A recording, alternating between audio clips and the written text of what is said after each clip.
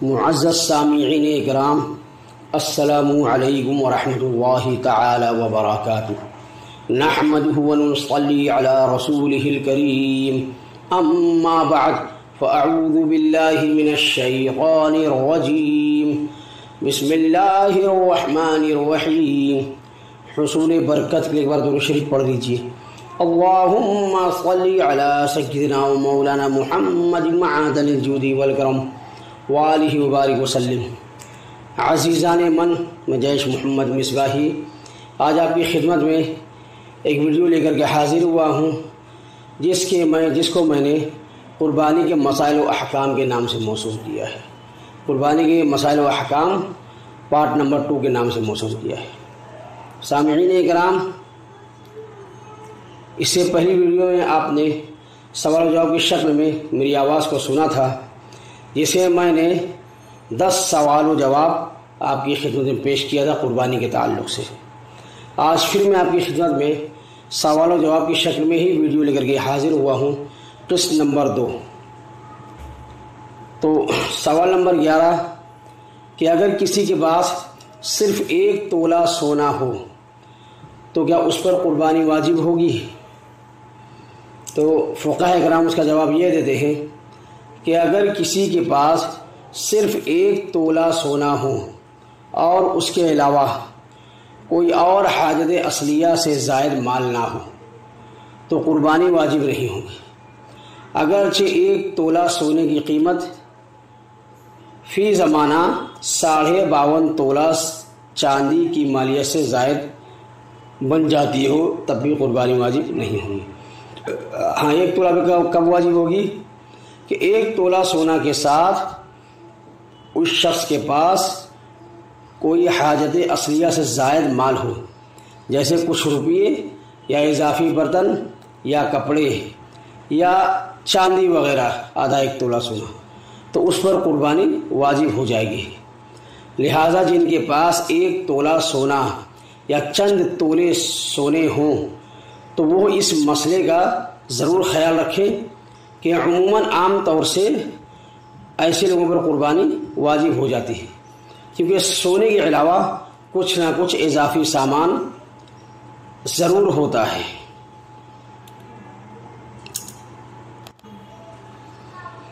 اب اس ویڈیو کا سوال نمبر 2 یعنی سوال نمبر 12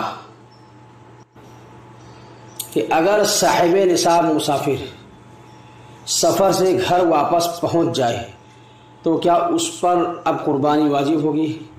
تو اس کا جواب یہ ہے کہ اگر مالک نصاب مسافر ایام قربانی میں سفر سے گھر واپس پہنچ جائے تو اس پر قربانی کرنا واجب ہوگی، اور اگر ایام قربانی کے بعد گھر واپس پہنچا یعنی قربانی کے جو دن ہوتے اس کے بعد تو قربانی کا وقت گزر جانے کی وجہ سے اس پر قربانی کرنا واجب نہیں ہوگی۔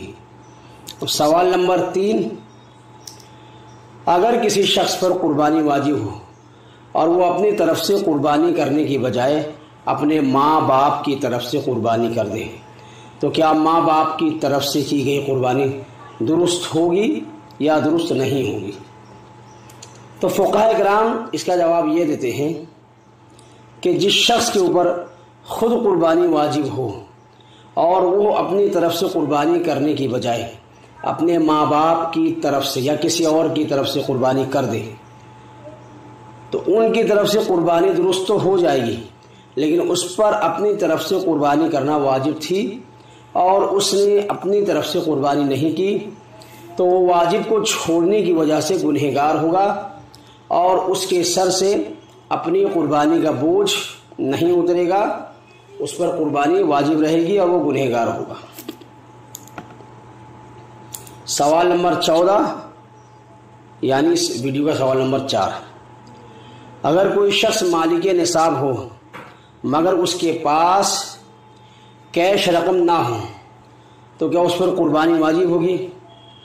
تو جواب فقہاء یہ فرماتے ہیں کہ اگر کوئی شخص مالک نصاب ہو مگر اس کے پاس نقد رقم نہ ہو، مثلاً کسی کے پاس 7.5 تولے سونا ہو لیکن کیش رقم نہ ہو تو اس پر قربانی واجب ہوگی، لہٰذا وہ یا تو سونا بیچ کر قربانی کرے یا کسی سے قرض لے کر قربانی کرے، لیکن قربانی اس کو کرنا ہی ہے اگر مالک نصاب ہے تو، قرض لے کر کرے لیکن کرے۔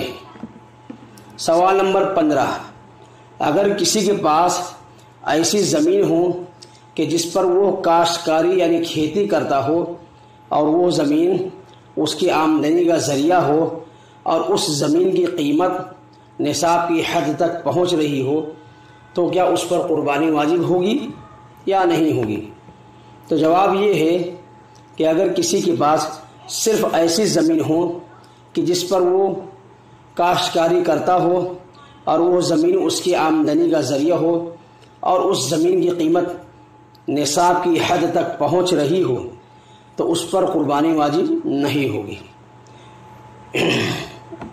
کیونکہ وہ اس پر کھیتی کرتا ہے اور اس زمین سے وہ اس آمدنی سے وہ اپنی ضروریات پوری کرتا ہے۔ سوال نمبر 16، اگر کسی کے پاس کمپیوٹر یا لیپ ٹاپ وغیرہ ہوں تو کیا یہ حاجت اصلیہ میں شمار ہوں گے؟ جیسے کہ آج کل عام طور سے لوگوں کے پاس مہنگے مہنگے لیپ ٹاپ یا کمپیوٹر رہتے ہیں، 70-80 ہزار کے، 1 لاکھ کے، 1.5 لاکھ کے، 1.25 لاکھ کے، جیسی کمپنیاں ہوں ویسا لیپ ٹاپ رہتا ہے اس قیمت کا۔ تو اگر کسی کے پاس کمپیوٹر لیپ ٹاپ ہو تو کیا اس پر قربانی واجب ہوگی؟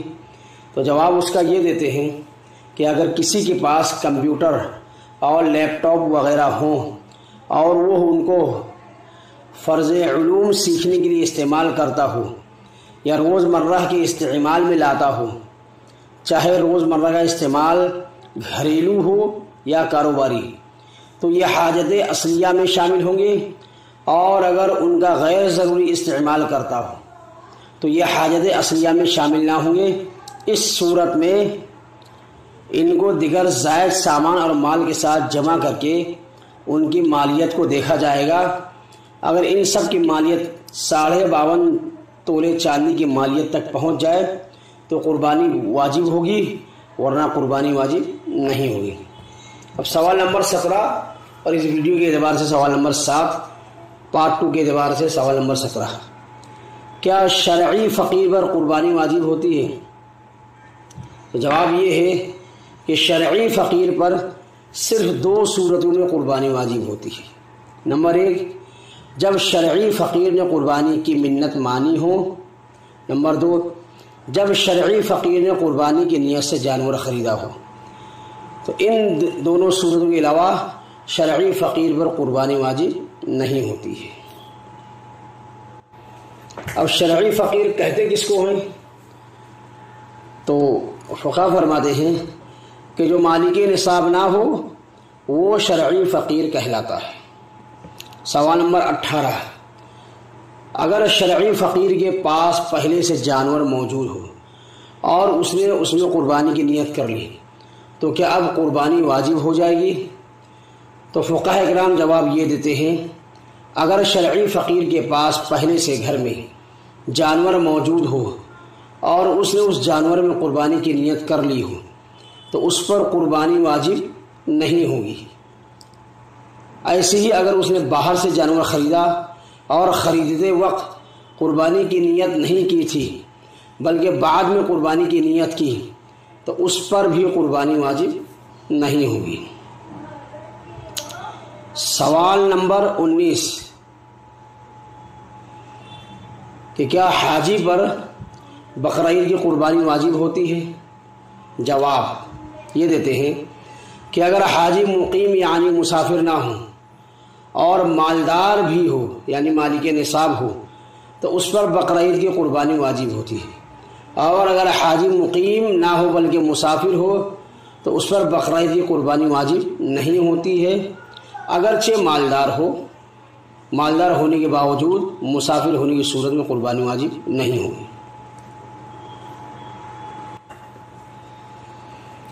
اچھا، ایک بات یاد رکھیں کہ بقرعید کی قربانی کا حرم شریف میں ہونا ضروری نہیں، بلکہ اپنے ملک میں بھی کسی کو کہہ کر کروائی جا سکتی ہے۔